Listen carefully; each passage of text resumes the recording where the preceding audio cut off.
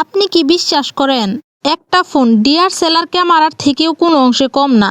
আর সেই ফোনটা যদি 200 মেগাপিক্সেল ক্যামেরা না হয়ে সরাসরি ডুয়াল 200 মেগাপিক্সেল ক্যামেরা নিয়ে আসে, তাহলে ব্যাপারটা কতটা ভয়ঙ্কর হতে পারে একবার ভেবে দেখেছেন? শুধু ক্যামেরা না, এই ফোনে আছে 10x অপটিক্যাল জুম, 7050 mAh এর বিশাল ব্যাটারি, আর এমন পারফরমেন্স যেটা দিয়ে আপনি হেভি গেমিং থেকে শুরু করে 4K ভিডিও এডিটিং পর্যন্ত করে ফেলতে পারবেন একদম স্মুথলি। কিন্তু আসল প্রশ্ন হলো, এই Oppo Find X9 Ultra কি সত্যি 2026 সালের বেস্ট ফ্ল্যাগশিপ ফোন হতে পারবে, নাকি এটা শুধুই হাইপ? আজকের এই ভিডিওতে A to Z সবকিছু জানতে পারবেন।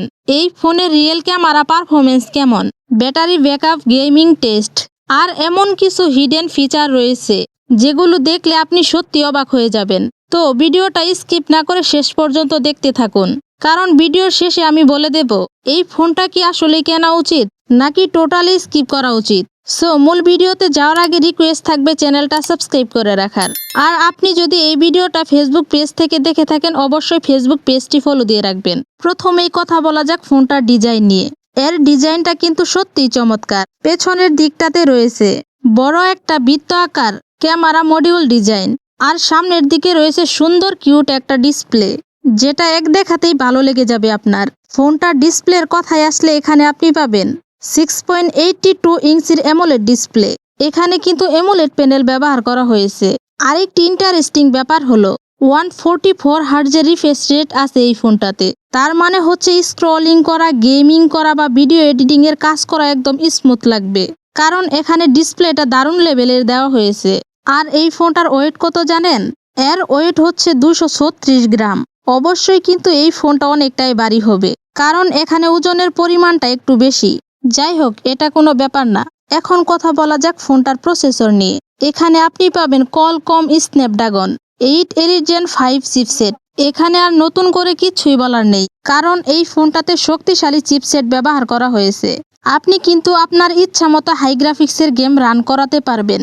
বলতে গেলে আপনি যে কোনো ধরনের গেম রান করাতে পারবেন, কোনো সমস্যা হবে না। আরেকটা কথা হচ্ছে যে এই ফোনটাতে আপনি যে কোনো ধরনের ভিডিও এডিটিং এর কাজও করতে পারবেন। র্যাম এবং স্টোরেজের কথায় আসলে এই ফোনটাতে আপনি পাবেন 16GB র্যাম এবং 512GB স্টোরেজ। এখানে কিন্তু আপনার মেমোরির কোনো টেনশন করতে হবে না। আপনি চাইলে এই ফোনটাতে অনেকগুলো অ্যাপস একসাথেই ব্যবহার করতে পারবেন। এখন কথা বলা যাক ফোনটার ব্যাটারি নিয়ে। এখানে রয়েছে 7050 mAh এর বিশাল ব্যাটারি, মানে একবার ফুল চার্জ করলে অনায়াসেই 2 দিন ব্যাকআপ পেয়ে যাবেন। চার্জের কোনো টেনশন করতেই হবে না।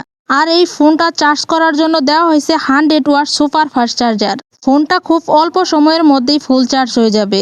এখন কথা বলা যাক ফোনটার সবচেয়ে বড় হাইলাইটেড বিষয়টা নিয়ে। ভাবুন তো, একটা ফোন দিয়ে ছবি তুলছেন, তারপরে দেখে মনে হচ্ছে এটা কি আসলেই ফোনে তোলা নাকি ডিআরএসএলআর। কারণ এই ফোনে আছে 200 মেগাপিক্সেল দুইটা ক্যামেরা।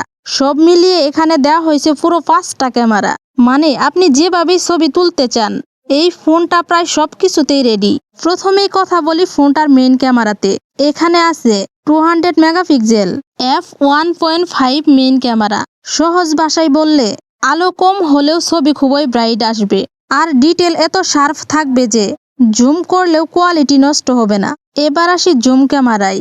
এখানে আছে 120x জুম, মানে দূরের কোনো জিনিসও আপনি কাছে এনে ক্লিয়ার করে তুলতে পারবেন।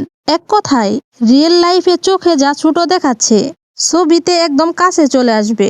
এখানে শুধু মেইন ক্যামেরা আর জুম ক্যামেরা না, 50 মেগাপিক্সেল আল্ট্রা ওয়াইড আছে, আর এক্সট্রা টেলিফোটো লেন্সও আছে, যেটা ছবিকে আরো প্রফেশনাল করে দিবে। মানে এক কথায় সব ধরনের ফটোগ্রাফি আপনি করতে পারবেন এই ফোনটাতে। আরও আছে OIS, মানে অটো ফোকাস HDR। ছবি তোলার সময় হাত একটু নড়লে ব্লার হবে না। এতে কালার আর লাইটিং একদম ব্যালেন্স হয়ে যাবে। ভিডিওর দিক থেকেও এটা একদম নেক্সট লেভেলের।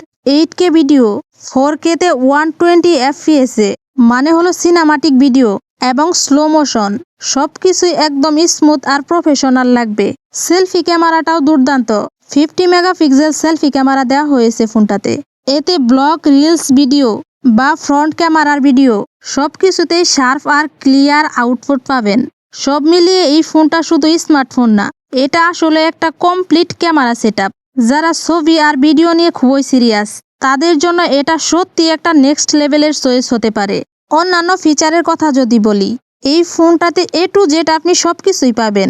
এখন প্রশ্ন হলো, বাংলাদেশে এই ফোনটার প্রাইস কত হতে পারে? দেশের মার্কেটে এই ফোনটার প্রাইস হতে পারে প্রায় লাখ টাকার উপরে। আপনার বাজেট যদি লাখ টাকা হয়ে থাকে তাহলে এই ফোনটা আপনি চয়েস করতে পারেন।